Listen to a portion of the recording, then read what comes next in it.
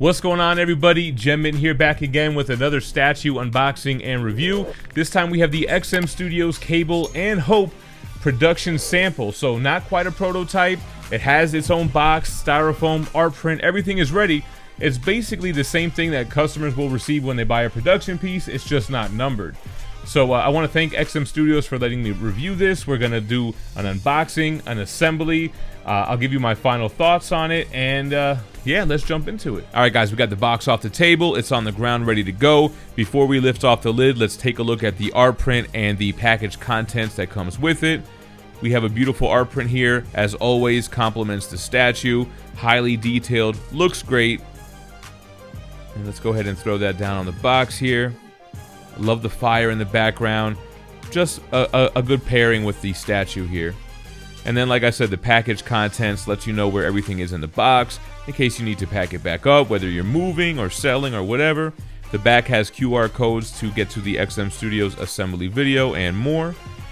Lid is off. Let's go ahead and remove the straps. Take off the top lid of styrofoam, and here's the first layer wrapped in plastic. Let's take everything out here, and let's look at these portraits first. So here's Hope Summers. Right away, it's a common flaw with statues, those lazy eyes, man. And I don't know if it's just because it's intended to be a perspective thing, but I think it looks terrible when you have the eyes that have that cross-eyed look to it. The skin tone looks good, like the rosy cheeks, the kind of lipstick-looking lips. The hair strands are sculpted in great for the pigtails. The hair color looks good. Just those eyes, man.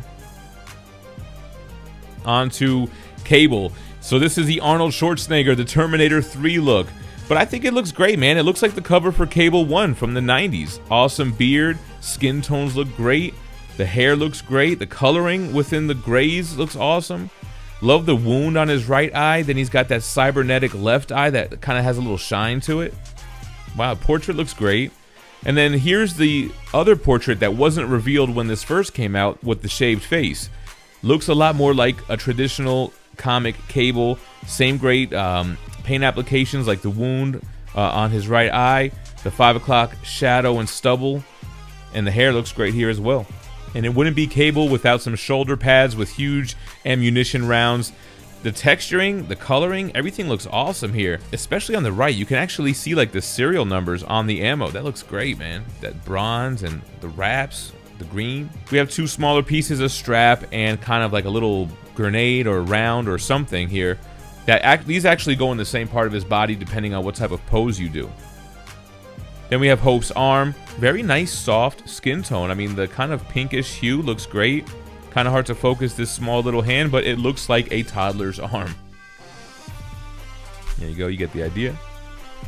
Then we have the weaponry. Man, the weapons look amazing. I love that dull metallic finish. The colors have that kind of muddy, war-torn look to it. That is the front, and then this is the back that will go in his back, in his satchel, if you will. Same great coloring and details. The sculpt looks amazing. The hand grip on the handle. I like that little touch of red. Looks awesome. Then we have one of his handguns, one of the pistols that will go on his right leg. It's in the holster. The detail is out of this world. It looks real. It's got weight to it. Awesome. Then we got his right hand switch out with this huge grenade launcher. Heavy, impressive. Love how you can see the rounds there. You can see his hand with the glove. So much detail and texture in the glove. Man, this just looks beautiful. This is a huge weapon, as only Cable should wield. And then we have his left hand switch out. His huge rail gun, if you will. Love the X on the magazine there. I love how it says model N7 X-Force. It should say 87 though for his first appearance on New Mutants 87. But that's kind of a cool little Easter egg there. And look, the same great texturing, and the gloves look realistic. Left hand weapon looks awesome. This little piece will go in his back when you don't display the cape, which looks really good. It has like a vertebrae spine look. And then speaking of the cape, amazing. So this is the satchel that'll hold that rifle. It looks awesome. You've got some ammunition over his shoulder, and just the sculpt and texture in the cape. It's got like a burlap texture. Colors look amazing. It's got movement. Great sculpted cape. That's everything for the top layer. The bottom layer here has a few more pieces, like the base. and the body, as you can see here. Let's go ahead and take a look at a surprise third portrait, man. So this is the shaven face, but with his teeth showing. So XM Studios on another level with teeth, man. Their teeth have been immaculate. Everything else on this portrait looks as good as the other ones. The teeth take it to another level. The enamel look, it doesn't look like it's just painted on. They look like real teeth. Then we have his left cybernetic arm. I love the musculature details, even though it's a metal arm. The wires that are underneath. There's so much depth into the sculpt and the paint here on this arm. Then we have his other left arm switch out, holding Hope in his arms. So it's her whole entire body, just missing that portrait and her left arm. Texturing on her looks great. His arm looks real and natural and just amazing, man. They did a great job. Then we have a base element. This is kind of like a futuristic Sentinel, if you will. Matches some of the recent X-Men pieces XM has been doing.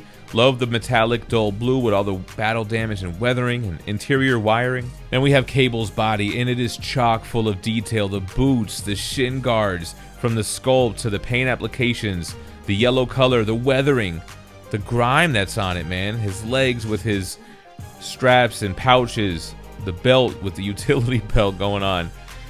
You can see some of that ammo across his abdomen, that like we had the small piece that will go on his back. X logo going across his chest, and look at the arm. Those blue veins are so prominent on the skin tone. It looks great. There's his back again with some more ammo. And then finally the base. So we get more of that blue Sentinel kind of tendril. Love the limestone look and like the Egyptian hieroglyphics, like a nod to Apocalypse here. Awesome base. Pretty small footprint for such like a massive piece. Exposed copper wiring here looks great. And then just looking at the other side again, that rocky limestone, cracked, coarse. Great textures and paint here. Beautiful base. Before we get to the assembly, let me give a quick shout out to the sponsor of this video, THATSPIDERMANBOOTH.com. They have the $35 mystery boxes where you're guaranteed 5 comics of retail value. One of those lucky boxes per round is going to have their giveaway prize, their GP. This round, it's a Spider-Man #1 Gold Edition CGC 9.8 signed by Todd McFarlane. This round ends on February 16th, so scoop up a box before then. Use code GemMint, it'll save you 10% every time. Just like their sister site, Street Level Hero. SLHLA.com is known for their exclusive variant covers. They have this brand new Doctor Strange exclusive, which looks amazing. You can save 10% on that and any item on the store anytime you shop there as well by using that same code GemMint at checkout. Alright, now that we have the base on the turntable, it looks really good under the lights here. Let's start assembling him. We'll first swing it around the back and put that tentacle in first. Doesn't seem like something you want to do with Cable in the base, which we'll put him in there now. He's got a peg and a key on the left foot and a keyhole on the right foot. And let's just take it for a quick spin because this is essentially what you see on the bottom when he's fully assembled. Just to give you an idea of the 360 of this, so much texturing and weathering has gone into this base. I'm sure this took a long time to sculpt. Man, again, look at the straps on the shin guard. Just totally amazing. Moving up, let's get that pistol on his right thigh. Then we'll go ahead and get his right grenade launcher keyed in. There we go. Might as well put up the left arm on, and we're going to do the setup without Hope first. So we're going to go ahead and put that rail gun in his left hand.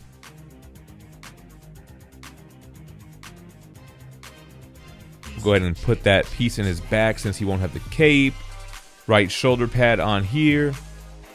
Put that little missile bullet there in his back and the smaller left shoulder pad. And now we're ready for the portrait. So let's put on the first one. The shaven face. Looks great. Again, paint applications knocked it out the park. Love the sculpt. Love this gritted teeth expression, which I didn't expect. I thought it was just 2 portraits. This is my go-to for this pose, man. I feel like this is the younger version of Cable. Before we assemble the Hope switch out, I figured we would show Cable in all his glory. So super cool that they do have 2 different display options for this guy. You can have a younger looking Cable just wielding guns like how you would normally see him. You don't have to go with the whole Hope storyline thing, so I think that's pretty cool. Let's get some measurements on him like this. Tallest point of him will be his head like this, so let's see. He is about 19.5 inches tall. I feel like the gun switch out does give him a little bit more width, making him about 20 inches wide at his longest point. As far as the depth, you can do his shortest depth being about 11.5 inches, but it kind of depends on how you display it, right? So really quick, I just wanted to show you guys how he looks like this. Personally, I think I like it better like this. Like, I'm all for the Hope storyline, and I'll talk about that once we show the assembly for that switch out.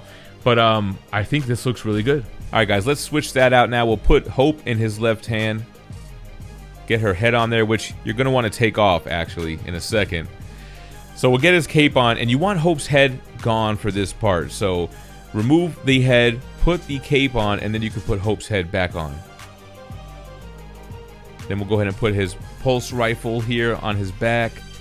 We'll switch out the ammo for the little strap.